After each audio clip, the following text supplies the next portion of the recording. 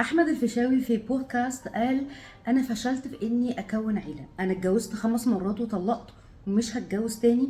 بس للاسف بعد كل الجوازات دي انا اكتشفت ان انا ما بعرفش اعيش مع حد. انا ببقى عايز اعيش لوحدي وما اسمعش صوت في البيت. طبعا اللي هو قاله ده في شجاعه كبيره، واللي هي عايزه منها اشرح حاجه.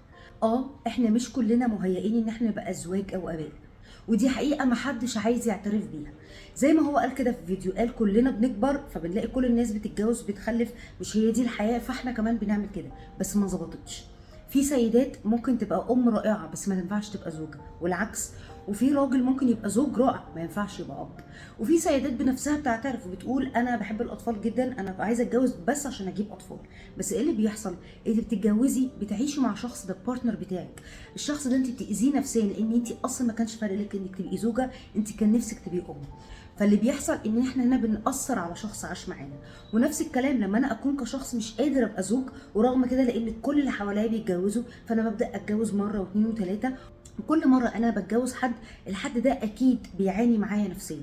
وانا هنا مش بتكلم على الفيشاوي خالص، انا هنا بتكلم على قصص لناس كتيره جدا خلفوا وهم ما كانش المفروض يخلفوا، او اتجوزوا وهم ما كانش المفروض يتجوزوا.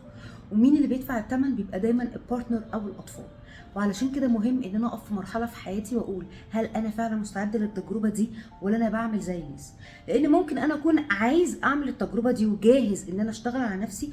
هنا بقدر ارجع لكوتش او اخصائي يساعدني اشتغل. هو انا ليه مش عارف ابقى جود بارتنر، او مش عارف ابقى اب كويس؟ فابدا اتعلم سكيلز واكتشف ان انا ممكن يكون مريت بحاجات في طفولتي هي اللي بسببها انا دلوقتي مش عارف اعمل ده.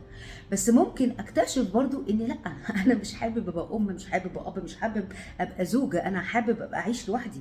ساعتها هيبقى عافيت نفسي واشخاص كتير من اني اعمل لنفسي مشاكل نفسيه، وهم كمان يدفعوا معايا الثمن.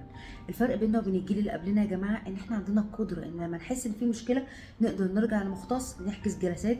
الجلسات دي كفيله ان هي تغير حياتنا وتوفر علينا وعلى اشخاص كتير سنين من العناء والمشاكل النفسيه.